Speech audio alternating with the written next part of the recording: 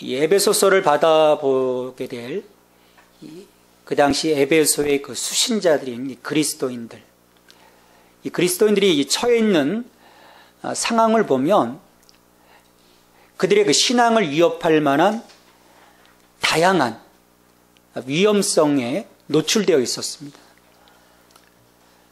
첫 번째는 그 헬레니즘 철학의 그 영향을 받은 그 종교 혼합주의, 또 우주적 신비에 대한 그 여러 그 지식에 대한 그 지대한 관심사들이었습니다.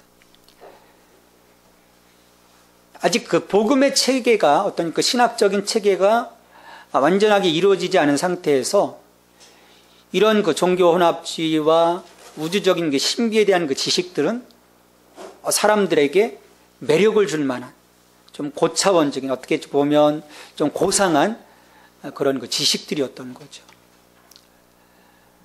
또 두 번째 그 위험성은 주변 세계의 도덕성의 타락입니다.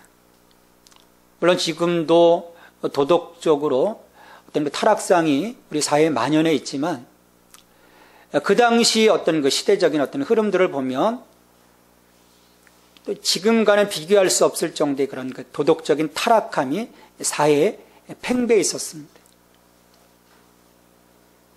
그 저급한 환경 속에서 뜻을 정하고 자신을 지키고자 하지 아니하면 어느 한순간에 그 죄의 유혹에 빠져들 수밖에 없는 거예요.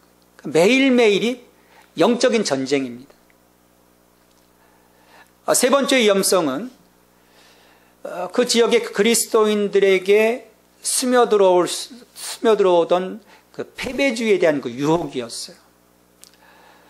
소아시아 지방이라고 하는 그 지역적인 어떤 사회적인 어떤 그 상황 속에서 아직 교회는 미미한 집단이었습니다. 다른 어떤 그 기성 종교에 비해서 미미한 집단이었어요. 어떤 그리스도인들의 어떤 그 영향력의 파급 효과도 사실은 없었고, 그러다 보니 우리는 아무것도 할 수 없구나, 그런 그 패배주의에 대한 그 유혹들을 받게 된 거죠. 마지막 네 번째로는 그들의 어떤 기독교적인 그 신앙의 고백이 함축하고 있는 의미와 가치들에 대해서 명확한 개념이 세워지지 못했다라는 거예요. 복음을 잘 알지 못한 거예요. 왜냐하면 복음이 들어오고 그 믿음을 소유하게 되었지만 어떤 그 양육의 기간, 아직 충분하지 않은 거예요. 그러다 보니 그들 속에 신앙의 그 확고함이 기초하지 못한 겁니다. 그러니까 주변의 이단의 그 사상들, 어떤 종교 혼합주의의 어떤 그 사상들이 이들의 그 신앙을 쉽게 넘어뜨릴 수 있었던 그런 상황 속에 이들이 놓여 있었던 거죠. 이런 위험성은 지금도 마찬가지입니다. 사실은 그제나 지금이나 예수 믿는다는 것이 쉽지 않은 환경이에요. 오늘도 우리의 이 믿음의 세계를 무력화시키고자 하는 수많은 반기독교적인 사상들이 기독교를 향해서 융단한 폭격을 해옵니다. 서점에 나가보면요, 다양한 그런 반기독교적인 그런 그 사상들, 거기에 대한 책들이 참 많습니다.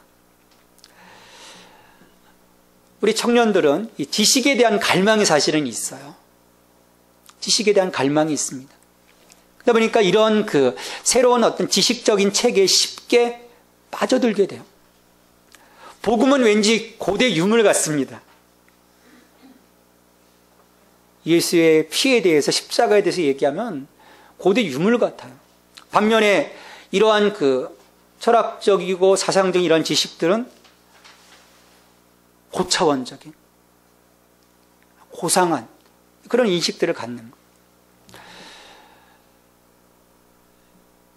저도 이제 신학교를 졸업한 지 벌써 20년이 넘었습니다.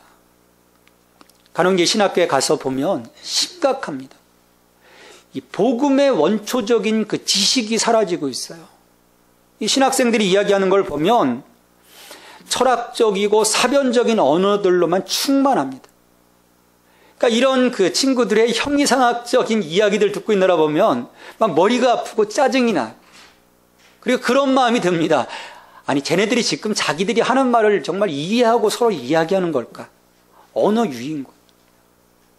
복음은 분명한 건데.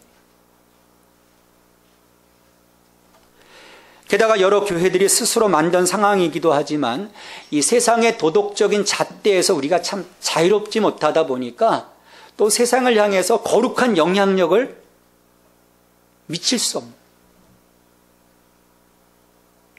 빛과 소금으로서의 그 역할, 그 영향력이 조금씩 줄어들고 있어요. 이로 인해 우리 신앙인들 속에 이 교회에 대한 심각한 고민에 빠진 분들이 참 많습니다. 교회가 뭘까? 교회란 뭐냐? 그런 실망 때문에 단적인 예로 개신교에서 카톨릭으로 이동한 그리스도인들이 참 많습니다. 카톨릭 벌써 500만이다. 새로운 그 무신론자들, 그 무교인자들이 믿은 그 숫자보다는요, 개신교에서 이동한 숫자들이 더 많습니다. 카톨릭이 반사이익을 얻은 거죠.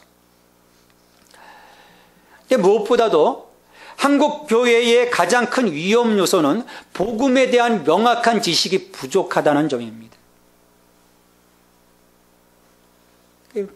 사람들한테 물어보면요, 복음이 뭡니까?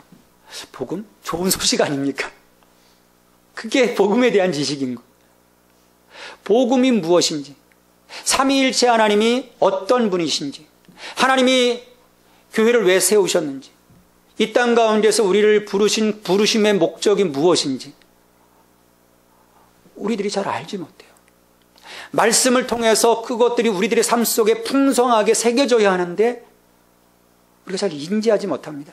알 것 같은데 머릿속에는 좀 알 것 같잖아요. 근데 누군가에게 그것을 증거하고자 하면요, 갑자기 막막해집니다. 막연해지는 거예요. 그건 모른다는 사실인 거예요. 한국교회의 이단이 이처럼 왕성한 이유도 거기에 있습니다. 여러분, 우리가 복음과 이 복음 안에서 증거된 그 모든 가치들에 대한 명확한 인식과 거기에 대한 확신이 있다면요, 이렇게 수많은 이단들이 이 사회에 팽배해 있을 수가 없어요. 이단이 여러분 설 자리가 없습니다. 그렇게 되면. 참, 우리 한국교회는요, 세계 선교사의 어떤 선교적인 그 역사에서 볼 때 굉장히 특별한 케이스입니다. 선교사가 들어오고 그와 함께 말씀이 들어온 게 아니에요. 성경책이 먼저 들어옵니다. 중국에 가서 이 중국어로 번역되는 그 성경 작업에 참석했던 사람들을 통해서 은밀하게 성경이 우리나라에 들어오게 돼요. 그리고 그것을 읽어본 사람들 가운데 예수를 믿는 사람들이 생기고, 그래서 교회가 먼저 탄생을 해요. 교회가 생겨진 다음에 그 다음에 선교사들이 들어옵니다. 언더우드가 들어오고 아펜젤리라고 들어오게 되죠. 그래서 옛날에는 이 사경회라고 하는, 그래서 아주 하루 종일 모여가지고 주구장창 말씀을 배웠어요. 저도 어렸을 적에 그런 기억이 납니다. 교회에서 말씀을 배우는 거예요. 근데 어느 순간부터 이 한국교회 안에서 성경을 가르치는 것이 프로그램화되고 단계화되면서 무슨 과정. 그래서 나중에 보면 성숙 과정, 고급 과정, 지도자 과정 딱 마치면요, 끝. 나 공부할 거 다 했어. 나 성숙 과정 했어. 지도자 과정 했어. 더 이상 어떤 신앙의 성숙을 위한 하나님의 말씀을 매일매일 알아감에 대한 그 열정들을 그냥 다 놔버리는 거예요.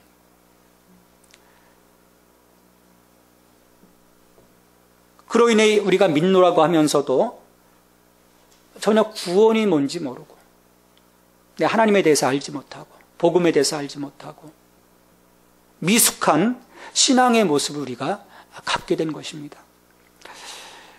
물론 우리 그리스도인들 정말 열정을 갖고 있습니다. 대한민국의 그리스도인들 대단합니다. 얼마나 많은 선교를 하고 있습니까? 구제에 힘쓰고 있어요. 요즘 교회들마다요, 김치를 담급니다. 근데 자기 먹으려고 담그는 게 아니라 지역, 어려운 그 가정들에게 이제 뭐 김치 봉사도 하죠. 좀 있으면 연탄 봉사 또 대단하게 합니다. 또 나라가 이러면 또 시국선언도 하고, 저에게도 전화가 왔어요. 시국선언에 참여하시라고. 시국선언도 하고, 교회도 짓고, 주일마다 아직도 수많은 사람들이 예배 처소에서 모여서 예배를 드리고 있습니다. 겉으로는 우리가 화려해 보이죠. 근데 왠지 저는 마음이 불안합니다. 우리가 여기서 정말 새롭게 되지 않으면 하나님 앞에 섰을 때 하나님 우리를 어떻게 평가하실까? 나를 어떻게 평가하실까? 하나님께서 우리에게 주신 이 복음의 가치들을 우리가 제대로 안다면, 그래서 그것들을 누릴 수 있다면 우리는 지금과는 다른 차원의 신앙의 삶을 살아갈 수 있습니다. 여기에 이르느냐에 따라서 우리가 세상을 밝히는 건강한 신앙의 삶을 살 수도 있고, 능력 있는 그리스도인으로서의 삶을 통해서 하나님의 영광으로 살아갈 수 있습니다. 여기에 이르느냐에 따라서. 그렇지 못하면 반대의 현상들이 교회 안에 우리의 개인의 삶 속에서 이루어지게 되겠죠. 우리가 이 삼위일체 하나님을 믿는 사건은요, 대단한 사건입니다. 여러분, 우리가 우연하게 믿은 걸까요? 그게 아니에요. 우리 에베소서 1장부터 1장 그 초반부에 살펴봤지 않습니까? 하나님의 택정하심, 창세 이전에 하나님의 예정하심을 통해서, 그리고 하나님께서 우리에게 지혜와 명철의 영을 주셔서 우리의 영안을 열게 해주셔서 우리로 하여금 이 믿음의 자리로 들어오게 해주셨어요. 이 눈이 내가 열린 것이 아닙니다. 하나님의 비밀이신 예수 그리스도를 바라보도록 하나님이 열어주신 거예요. 이와 같이 복잡하고 어려운 상황에 놓여있는 이 우리들에게 에베소서는 굉장한 역할을 합니다. 우리들의 믿음을 북돋아 줄 거예요. 그리고 성도로서의 정체성이 무엇인지, 또 지금은 좀 약화된 것 같지만 이 약화된 이 교회를 하나님이 왜 세우셨는지, 또 우리 삶에서 진정 이루시고자 하시는 하나님의 그 부르심의 목적, 부르심의 소망이 무엇인지 찾아갈 수 있도록 도와주는 충실한 길잡이가 될 것입니다. 이 에베소를 통해서 우리가 여기에 대한 분명한 목적들을 성취하실 수 있어야 됩니다. 바울은 에베소서 1장 3절로 14절에서 하나님께서 주신 그 신령한 복을 노래했습니다. 그리고 그리스도 안에서 성취하신 그 위대한 구원에 대해서 하나님을 찬송했죠. 그리고 이러한 그 신령한 하나님의 그 축복의 결과로 에베소의 성도들도 예수를 믿었고, 또 예수 그리스도께서 그들에게 다가오셨던 것처럼, 사랑으로 다가오셨던 것처럼 서로 사랑하면서 믿음의 공동체를 세워가게 돼요. 물론 그 에베소에서 3년 동안 사도 바울이 수고한 결과이기도 하죠. 그리고 떠나온 이 에베소에서 떠나온 이후로도 이제 이 바울은 그 교회에 대한 그 소식을 늘 접하게 되고 듣게 돼요. 그럴 때마다 감사한 거예요. 하나님, 저들에게 지혜와 명철 주사 하나님을 알게 하시고 그 믿음 가운데 저들이 커가게 하시니 감사합니다. 너무너무 감사한 거예요. 근데 그 감사함과 더불어서 바울은 이 에베소의 교인들을 중보기도로 품습니다. 참, 기도로 품는다는 것이 중요해요. 바울은 저들로 인해 하나님께 끊임없이 감사하였지만 저들의 신앙의 위치에 대해서 아직 안심할 수가 없었던 거예요. 왜냐하면 제가 서두에서 말씀드렸던 것처럼 그 당시 그 에베소 그 주변의 여러 상황들이 그들의 그 신앙을 위협할 만한 다양한 요소들이 있었기 때문이에요. 여러분, 이게 목자의 마음입니다. 끊임없이 이들의 성장을 위해서 기도한 거죠. 우리가 이미 받은 은혜도 크지만 거기에 만족하지 않고 영적인 성장을 위한 간구함이 우리에게서 그래서 필요합니다. 우리는 종종 만족할 때가 많아요. 그냥 멈춰버릴 때가 많습니다. 근데 끊임없이 우리의 그 지속적인 성장을 위한 기도가 우리 가운데 그쳐지지 않아야 합니다. 주님 앞에 설 때까지 세상의 수많은 도전들을 우리가 넘어설 수 있도록 우리의 성숙을 위한 기도 지속되어져야 하는 것이죠. 바울은 하나님께 기도하기를 17절에서 이렇게 기도합니다. 우리 주 예수 그리스도의 하나님, 영광의 아버지께서 지혜와 계시의 영을 너희에게 주사. 지혜와 계시의 영을 너희에게 주사. 에베소서 1장 8절에서 보면 하나님이 이미 모든 지혜와 총명을 그분의 은혜로 그 성도들에게 공급해 주셨습니다. 우리가 처음 예수를 믿을 수 있었던 것이 그 은혜를 우리가 받았기 때문이에요. 그런데 바울은 17절에서 이미 그들의 것이 된 것을 성령님에 의해 하나님의 백성들에게 계속해서 전해주시도록 요청합니다. 이것은 뭐냐면 성령께서 그들 속에서 역사하여서 믿음의 그 통찰력을 주시도록, 그로 인해서 그리스도 안에 있는 하나님의 그 목적의 여러 가지 의미들, 가치들이 저들에게 드러날 수 있도록 강구하는 것입니다. 하나님을 알게 하시고 저들에게 하나님 지혜와 계시의 영을 불어주십시오. 넣어주십시오. 그로 인해서 하나님을 알게 해주십시오. 이런 기도인 거죠. 바울은 이 에베소의 성도들이 하나님을 진심으로 알기 원했어요. 이 안다고 하는 거, 여러분 다분히 어떤 단순히 지식적인 알을 말하는 것이 아닙니다. 지식적인 암 위에 경험적인 암까지 더해지길 하나님은 바라시는 거예요. 이것은 우리가 하나님과의 살아있고 순종적인 관계로 나아가기 위해서는 필수적인 조건입니다. 우리가 하나님을 알지 못하면 어떻게 믿음을 갖고 하나님의 자녀로 우리가 살아갈 수 있겠습니까? 우리의 믿음의 전선에 문제가 있는 것은 내가 하나님에 대한 알의 부족함이 있기 때문이에요. 그러기에 우리는 보다 풍성한 하나님과의 교제를 위해서 하나님을 아는 일에 자라가야 합니다. 골로새서 1장 10절에 보면 이 골로새 교회 교인들을 향해서 사도 바울이 기도하기를 하나님을 아는 것에 자라가게 하시고 성장하라는, 좀 더 풍성해지기를 사도 바울은 기도하고 있는 겁니다. 여러분은 하나님을 아는 데 있어서 자라가고 계십니까? 성장하고 있습니까? 매일매일 꿈틀거리고 있습니까? 열정이? 이 일에 결코 그냥 되는 것이 없습니다. 세상에 공짜 없다고 하잖아요. 그냥 되지 않아요. 은혜는 값없이 받습니다. 은혜는 하나님께서 값없이 주세요. 왜? 예수 그리스도께서 대가를 치르셨기 때문에 값없이 주시지만 그 이후 성장의 과정에서 보면 나의 희생과 헌신과 노력이 없으면 하나님이 마련해 놓으신 이 복음의 가치와 복음의 능력들을 우리가 제대로 누릴 수가 없습니다. 맛보기, 우리 마트에 가보면은 맛보기 코너들이 많잖아요. 아주 그 자그마한 컵에 한 번 먹을 수 있는, 살짝 맛만 보는 게, 그 다음에 사라는 거죠. 여러분, 우리 신앙생활 맛보기 정도로만 한다면 이게 얼마나 불행한 일입니까? 굉장한 것입니다.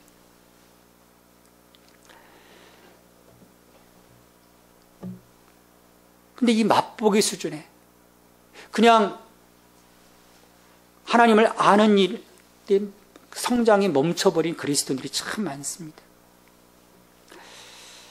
얼마 전 그 포털 사이트에 31세의 그 나이임에도 불구하고 이 3살적의 갑상선의 문제로 이 성장이 멈춰선 한 여자의 이야기가 올라왔었어요.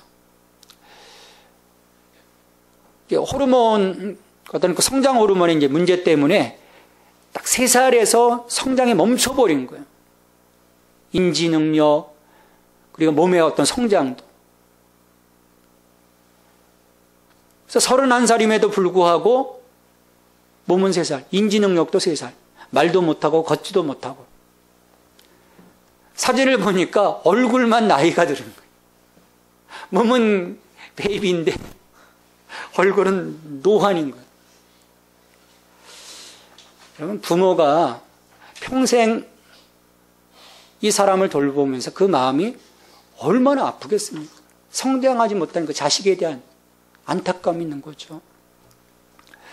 우리도 하나님을 아는 일에 성장하지 못하고 하나님에 대해 무지하기 시작할 때 우리는 결국 장성한 분량을 이룰 수가 없습니다.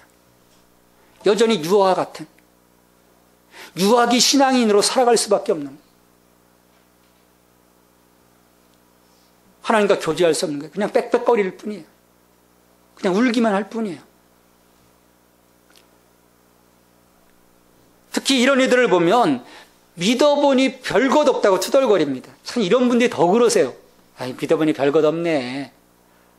아니, 별것 없이 믿었으니 당연히 별것 없죠. 우리가 거룩함의 능력을 누리고 하늘의 가치들로 채워지려고 하면 신령한 지식에 잘하는 것이 반드시 필요합니다. 알아야 돼요. 믿음은 들음에서 난다고 했습니다. 듣기 시작했을 때, 아, 그렇구나. 거기에 내가 공감하게 되고 그것을 나의 것으로 붙잡을 수 있게 되는 거예요. 하지만 이와 같은 지식은 계시가 없으면 불가능합니다. 저희들이 신앙서적 있지만 신앙서적 몇 권 읽었다고 해서 이런 신령한 지식이 내 안에 생성되는 것이 아니에요. 그냥 머리만 커질 뿐이지. 그래서 바울은 아버지께서 지혜와 계시의 영을 주사 하나님을 알게 하시길 기도하고 있습니다. 그러니까 우리의 그 생각 위에 성령님의 기름 부으심이 넘치기 시작할 때 내가 하나님을 발견하게 되는 거예요. 예수 그리스도를 보게 되는 것이죠. 나의 구세주.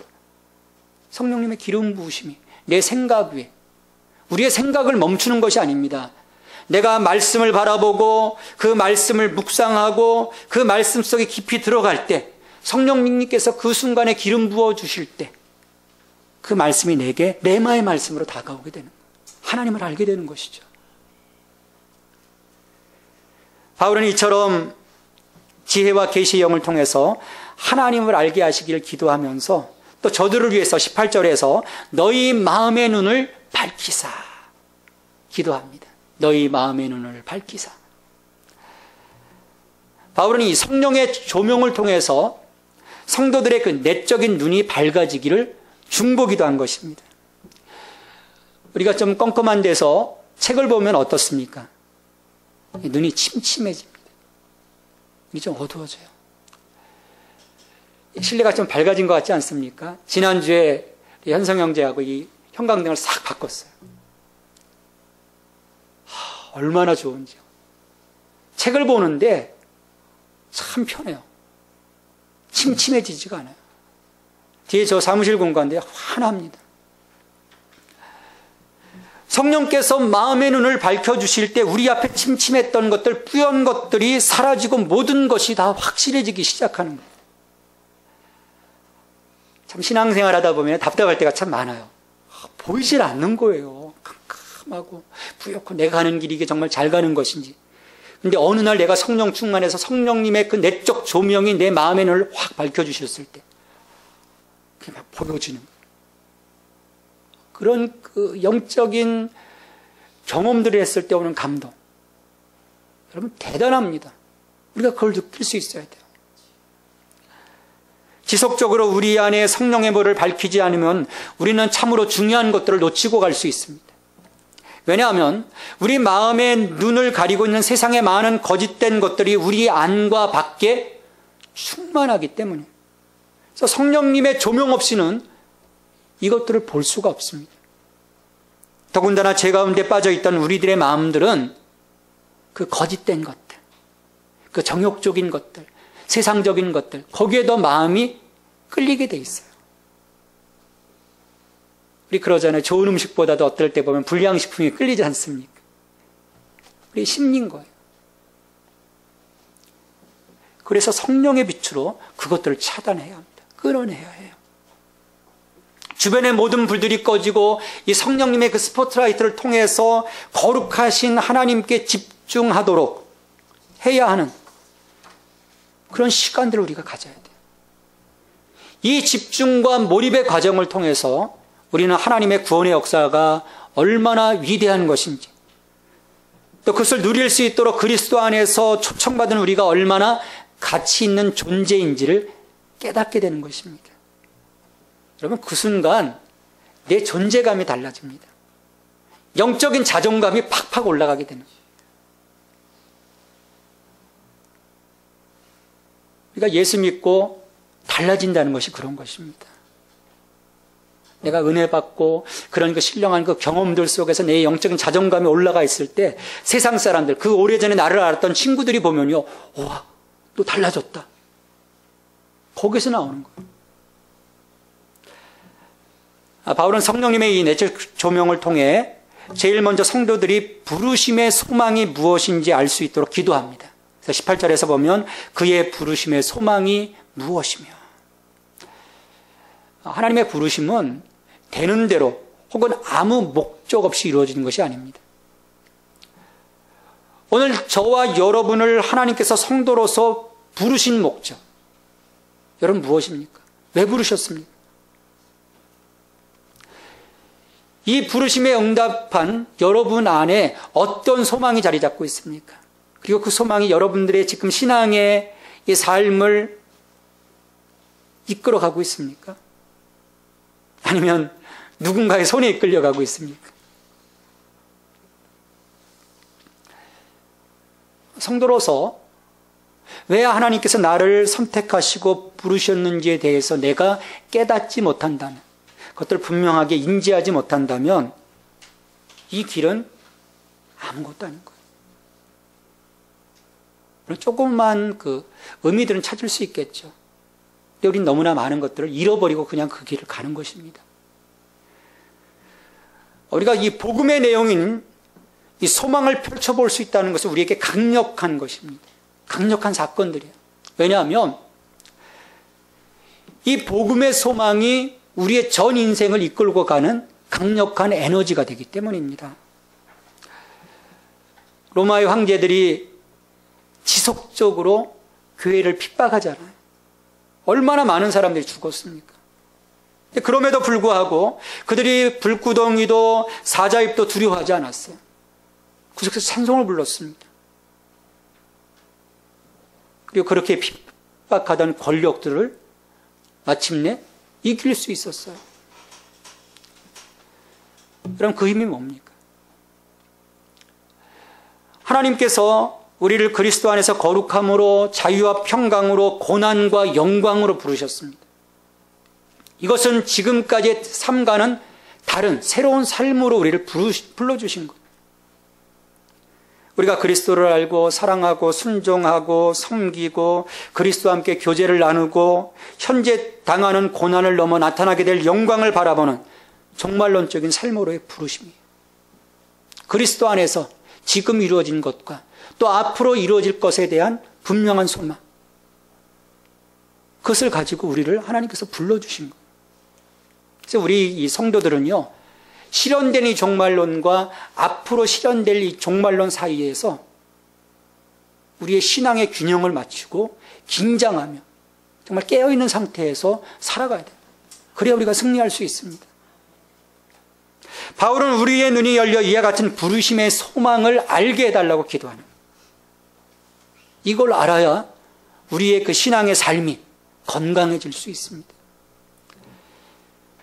이처럼 이 부르심의 소망과 함께 바울은 성도들이 누리게 될 기업의 영광이 얼마나 대단한 것인지 이 성령의 조명을 통해서 깨닫기를 또 기도하죠. 18절 뒷부분에 보면 성도 안에서 그 기업의 영광이 풍성함이 무엇이며, 지금 패배주의의 그 유혹에 지금 빠질 듯하는 이 에베소의 교인들에게 하나님께서 그의 백성들을 자신의 소유로 만드신 일의 영광이 얼마나 대단한 것인지, 또 유대인과 이방인들로 구성된 교회가 누리게 될 무한한 특권이 얼마나 놀라운 것인지, 그 기업의 영광의 풍성함을 바울은 알기 원했던 거예요. 이걸 알아야 패배주의 유혹에서 이겨낼 수 있잖아요. 지금 오늘 우리들의 이 삶에, 이 한국의 상황 속에서 처한 이 교회에 대해서 우리가 믿음을 가질 수 있잖아요. 그렇지 않으면 우리 교회를 떠날 수밖에 없는 거예요. 우리나라 삼성전자가 대단합니다. 세계로 뻗어가고 있잖아요. 하지만 미국의 여러 글로벌 기업들에 비하면 세 발의 피입니다. 아무것도 아닌 거예요. 근데 이러한 미국의 글로벌 기업들 또한 우리가 복음 안에서 누리게 되는 우리 기업의 영광에 비하면 별것 아닙니다.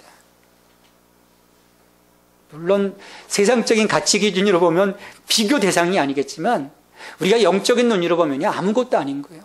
여러분, 마이크로소프트사가, 애플이 지금 비록 잘 나가고 있지만 영원할 것 같습니까? 100년, 200년이 지나면서 살아남을 것 같습니까? 여러분, 그렇지 않습니다. 하지만 하나님께서 성령으로 보증하신 우리의 기업은 영원합니다. 베드로전서 1장 4절에서 말씀합니다. 썩지 않고 더럽지 않고 새하지 아니하는 유업을 있게 하시나니 곧 너희를 위하여 하늘에 간직하신 것이라. 하나님이 우리의 삶의 끝에 우리 기업의 영광을 풍성하게 하신다는 거예요.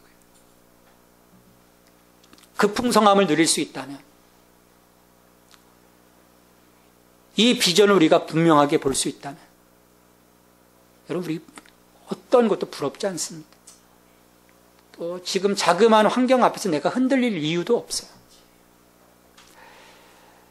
이어서 바울은 믿는 이들이 하나님의 능력의 지극히 크심이 어떠한 것인지 또 성령의 조명을 통해서 알도록 기도합니다. 19절 말씀입니다. 그의 힘의 위력으로 역사하심을 따라 믿는 우리에게 베푸신 능력의 지극히 크심이 어떠한 것을 너희로 알게 하시기를 구하노라. 우리 19절 말씀 같이 읽겠습니다. 다시 한번. 그의 힘의 위력으로 역사하심을 따라 믿는 우리에게 베푸신 능력의 지극히 크심이 어떠한 것을 너희로 알게 하시기를 구하노라. 하나님의 이 부르심이 믿음의 길에 처음을 회고하는 거예요. 하나님이 이런 부르심으로 나를 부르셨어. 처음. 과거에 대한 부분이에요. 하나님의 기업이 그 끝을 내다보는 것. 기업의 영광의 풍성함. 하나님이 앞으로 실현될 종말을 통해서 내게 이루어 주실 거예요. 물론 지금 이미 이루어진 종말론을 통해서 우리도 현재로서의 기업을 누립니다. 근데 앞으로 완성시켜 주실 하나님의 기업의 영광의 풍성함은 우리의 상상을 초월하는 거예요. 거기에 비해서 이 하나님의 능력은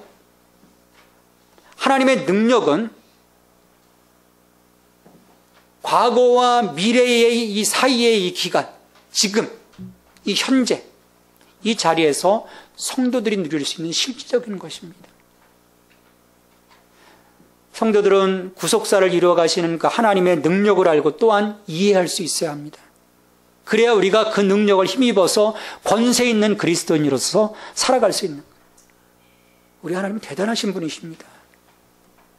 여러분, 하나님의 능력에 대해서 얼마나 많이 알고 계세요? 하나님이 어떤 분이십니까? 구약에서 우리 하나님은 엘샤다이 하나님이라고 하십니다. 전능하신 하나님. 말씀으로 세상을 창조하신 하나님. 창조주 하나님. 바울은 20절 이하에서 하나님의 능력에 대해서 말씀하죠. 특별히 그리스도 안에서 이루어진 하나님의 능력. 놀라운 능력을 말씀을 합니다. 그의 능력이 그리스도 안에서 역사하사 죽은 자들 가운데서 다시 살리시고 하늘에서 자기의 오른편에 앉히사라고 말씀합니다. 하나님은 그리스도를 죽은 자 가운데서 살려주셨어요.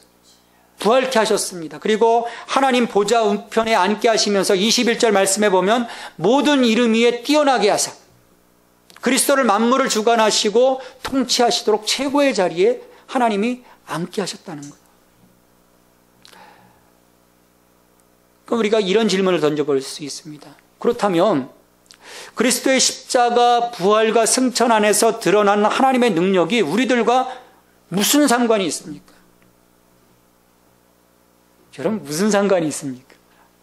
이 십자가 부활 승천 안에서 나타나는 이 하나님의 능력이 나와 무슨 상관이 있는 거예요?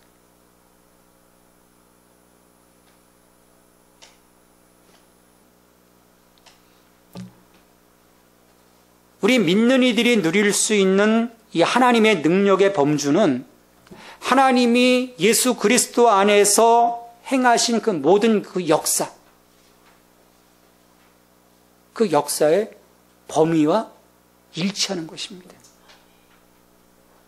하나님은 위대하신데 우리는 요만한 능력 가운데 살아간다는 것이 아니야. 그 능력 우리가 다 나의 혜택으로 받아들일 수 있다는 거예요. 그리스도 안에서 이루어진 이 하나님의 역사가 그리스도인들의 존재를 자각하는 데 결정적인 영향력을 미치고 있다고 하는 증거가 에베소서 2장 5절로 6절까지의 말씀이에요. 에베소서 2장 5절 6절 말씀. 허물로 죽은 우리를 그리스도와 함께 살리셨고 또 함께 일으키사 그리스도 예수 안에서 함께 하늘에 앉히시니. 이 말씀 다시 한번 읽겠습니다. 같이 읽습니다. 허물로 죽은 우리를 그리스도와 함께 살리셨고 또 함께 일으키사 그리스도 예수 안에서 함께 하늘에 앉히시니. 우리를 그리스도와 함께 살리셨고 함께 일으키셨고 함께 하늘에 앉히시니.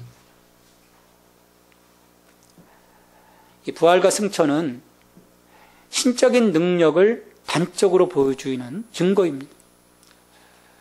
우리는 죽음과 죄의 문제를 해결할 수 없습니다.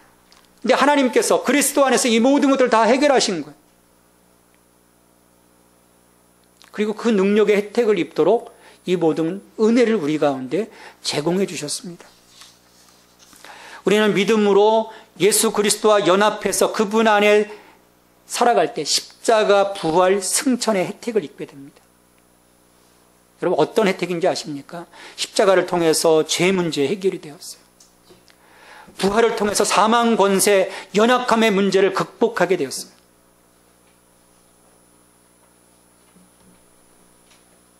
승천을 통해서 우리가 잃어버렸던 하나을의 존귀함과 후사로서의 통치권을 되돌려받게 되었습니다.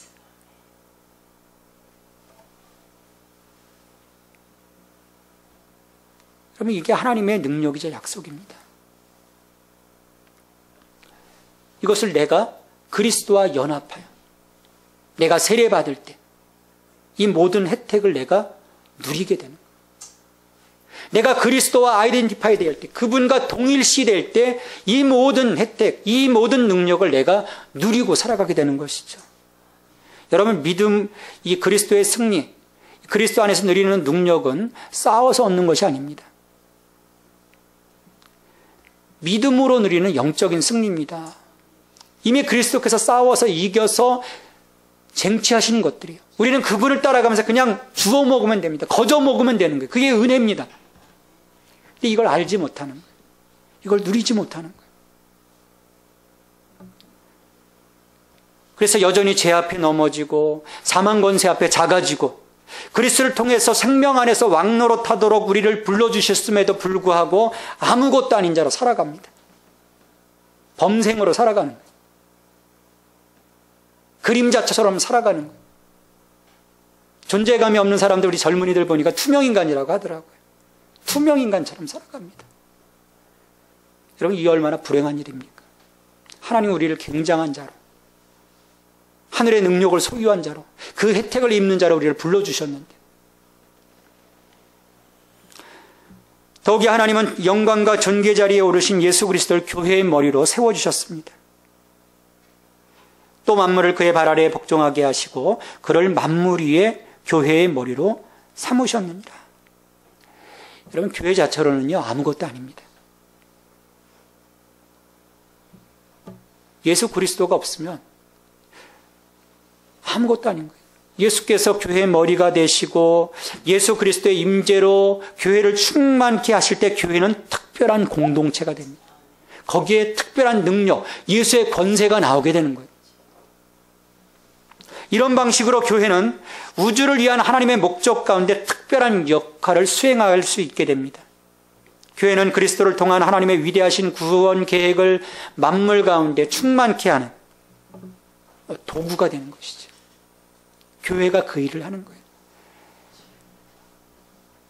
세상에 욕먹으라고 교회가 존재하는 게 아닙니다. 자기들끼리만 잘 살라고 교회가 존재하는 게 아니야. 세상을 그리스도로 충만케 하기 위한 전초 기지가 바로 교회입니다. 23절에서 말씀하죠. 교회는 그의 몸이니 만물 안에서 만물을 충만하게 하시는 이의 충만함이니라. 교회는 그리스도 위에 충만하게 되고 완성된다는 거예요. 그것은 그리스도께서 자신의 임재와 영동적인 통치로 완전하게 충만케 하는 공동체가 바로 교회이기 때문입니다. 그래서 우리는 교회를요, 항상 그리스도와의 관계에서 바라보아야 합니다. 왜? 그분이 우리 교회의 머리이시기 때문이에요. 그분이 우리를 통치하시기 때문이죠. 그래서 우리는 늘 순복해야 합니다. 우리 예수생명교회의 머리이신 분도 예수님이신 거예요. 사람이 아닙니다. 사람의 머리 노릇을 하려고 하니까 교회가 타락하게 되는 거예요. 오직 우리는 그분의 통치하심 앞에 무릎 꿇어야 합니다. 무릎 꿇는 그 자리에서 우리가 그리스도로 채워지고 그분의 능력으로 무장할 때 우리는 하나님의 거룩한 도구로서 교회가 되고 허락하신 능력으로 세상을 변혁시켜 갈 수 있는 하나님의 군사가 되는 거예요. 감히 세상이 감당하지 못하는 믿음의 공동체가 됩니다. 하지만 교회의 머리이신 예수 그리스도를 잃어버리는 순간 교회는 그 능력을 상실하고 마는 거예요. 이렇게 에베소서 1장 15절로 23절의 말씀은 이 편지의 수신자들이 자기들의 받은 구원이 얼마나 위대한 것인지, 이 하나님의 구원의 경륜 속에서 있는 교회와 그리스도인들의 위치가 얼마나 대단한 것인지를 알고 깨달아 믿음의 성숙에 이르도록 중보하는 기도의 내용입니다. 이것은 과거, 현재, 미래를 포괄하면서 삼중적인 내용을 갖고 있어요. 아까 말씀드렸듯이 과거적인 요소는 부르심의 소망이에요. 그 옛날 하나님이 나를 이렇게 부르셨어. 현재적인 요소는 하나님의 능력, 그리고 교회와 그리스도의 관계, 그리스도께 순복함으로써 그 교회 안에서 드러나는 예수 그리스도의 통치와 능력, 그게 현재예요. 그리고 미래적인 요소는 기업의 영광의 풍성함입니다. 하나님이 이루어주실 앞으로 실현될 종말. 여러분, 우리 눈이 열리면 성령께서 우리에게 조명해 주셔서 우리의 마음의 눈이 환해지면 하나님의 구속사를 꿰뚫어 볼 수 있게 되는 거예요. 그래서 과거, 현재, 미래, 여기에 웅장하게 펼쳐지는 하나님의 은혜와 능력으로 우리는 전혀 미동치 않고 이 믿음의 길을 걸어가게 되는 것이죠. 성령의 인치심으로 우리는 하나님의 보증서를 갖고 있는 하나님의 자녀들입니다. 세상 앞에 결코 작은 자가 아니며 믿음의 거인이에요. 내가 예수 그리스도와 연합하여 그분의 그 능력을 내가 지금 소유하고 있습니다. 사도 바울은 고백합니다. 내게 능력 주시는 자 안에서 내가 모든 것을 할 수 있다. 빌립보서 4장 13절에서 고백할 수 있어요. 여러분, 이 고백이 여러분의 고백이 되기를 바랍니다. 그럴 때 세상은 우리를 바라볼 때 우리를 빛과 소금으로 바라보게 되는 거예요. 이런 능력, 하늘의 신령한 능력으로 살아갈 때 우리를 바라보시는 하나님 얼마나 기뻐하시겠어요. 이야, 참 좋다. 반면에 사탄은 우리를 얼마나 두려워하겠습니까? 빛으로 오신 예수 그리스도의 오심을 기다리며 대림절의 절기를 보내고 있는 우리 안에 이 성령님의 조명을 통해 하나님의 비밀이신 예수 그리스도를 깨닫고 그분의 능력을 소유해서 그분의 능력과 인격으로 살아가 하나님의 영광, 이 땅에서의 빛과 소금의 역할을 감당하는 여러분들이 되기를 하나님은 오늘도 요청하고 계십니다. 그 요청하심에 예스라고 대답하고 달려갈 수 있는 여러분이 되기를 간절히 바랍니다. 하나님, 대림절 두 번째 주간 하나님 저희들을 예배자리 가운데 불러주시고 주시는 그 말씀을 통해서 하나님 우리에게 베풀으신 그 놀라운 은혜와 능력들이 얼마나 굉장하고 대단한 것인지를 깨닫게 하시니 감사를 드립니다. 주님, 성령님의 내적 조명을 통해서 우리의 부르심의 소망이 무엇인지, 하나님의 그 능력의 크기가 어떠한 것인지, 하나님의 기업의 영광의 풍성함이 어떤 것인지 깨달아 알게 하시고 우리의 그 믿음의 삶이 풍성함의 은혜를 누릴 수 있도록 도와주시옵소서. 하나님, 결코 작은 자로 살지 않게 하옵소서. 믿음의 거인으로 주님 살아가게 하옵소서. 이 땅 가운데 그리스도의 충만함을 이루기 위한 주님, 저희들의 천병이 될 수 있도록 저희들을 사용하여 주시옵소서. 이 모든 간구를 예수님의 이름으로 기도하옵나이다. 아멘.